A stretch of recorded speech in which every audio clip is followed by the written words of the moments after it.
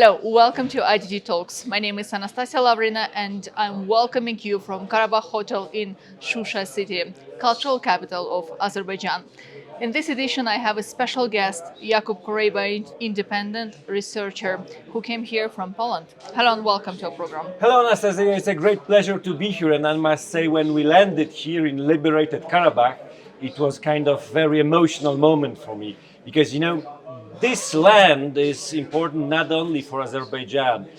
Here in this land, you prove to everyone, to whole Europe, whole region, whole world, that the principle of integrity and territorial stability of any country should be maintained and should exist. And this is something Indeed. great, and this is something universal. And should be respected.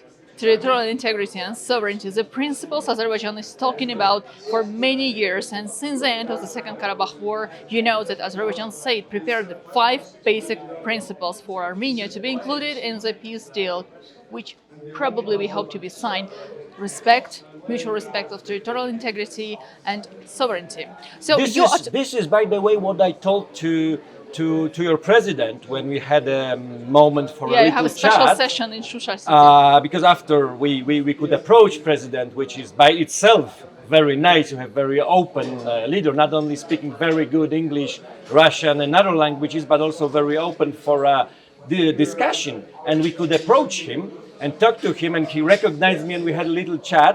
And I told him, thank you for doing what you've done, because it's important also for us, because if you touch one border in Europe, you can touch any other border. And if you defend this principle here, there is chance the principle of sovereignty will be also observed and respected elsewhere. Within our programs, within our conversation, many times we touch the issue of post-conflict development of the liberated lands. And today you are here in the Shusha city. So tell us, do you feel that we are coming closer to peace, which is very important, as you mentioned in the beginning, not only for our region, but for Europe as well?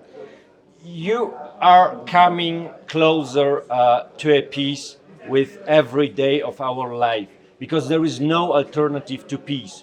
Only alternative to peace is an eternal war of everyone against everyone. This is something we have to avoid at all price. And no single normal person, if there is a choice between peace and war, would choose a war. And your partners, your neighbors, also the population of Armenia, they also want peace. There are only several groups and several individuals who profit from the war, which means that with every day we approach the peace. The question is that unfortunately your neighbor has leaders, was very unfortunate with leaders, and those leaders are using the war to get faked legitimacy. But this is false. This is false. And what you've done here in Karabakh, the peace, is true. And true will always be a winner at the end of the day. Some days ago, there was a checkpoint established on the Lachin-Khankendi road on the border with Armenia. That was a very important step, in my understanding, towards peace. What do you think about this decision and how it will contribute to the future development? Every country must have territory, population, and the government. Those are 3 elements of any country.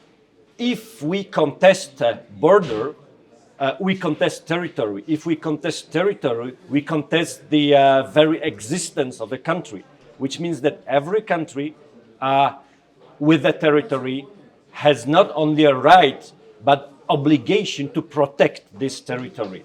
And how it protects is completely internal matter. No single country in this world has any right to tell, to dictate, to have any opinion on how do you protect your own border. This is internal question of Azerbaijan. And as long as Azerbaijan is a sovereign country, and it has right to do anything it wants on its own border.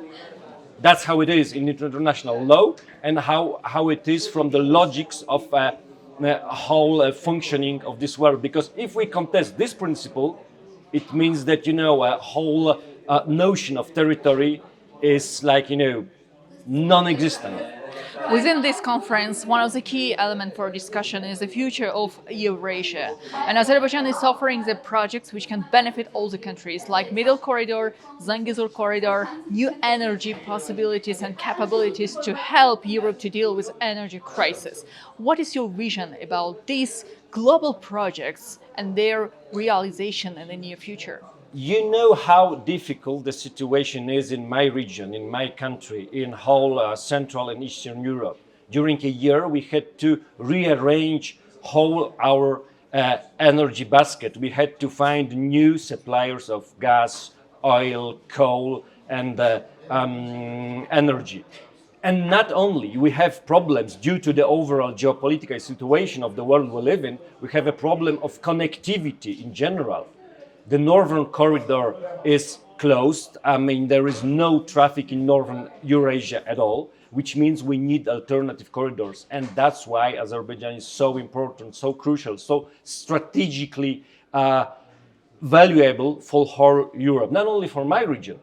Although Azerbaijan, in fact, saved us from freezing during last winter because we got gas from your country, but for whole Europe. And as President said, you are willing for this strategic cooperation. You have both political will and means. You have oil and gas to deliver to Europe. And I think oil and gas is only the beginning. The whole connectivity between Europe and China and whole Asia will come through this southern corridor, through South Caucasus, of which Azerbaijan is a leader. That means we have big prospects, but also big tasks to do. For sure. Jakub, thank you so much for coming to Shusha, for participating in IDD Talks. We wish you good luck, and it's always a pleasure to talk with you. It's a pleasure. Thank you, Anastasia. Thank you.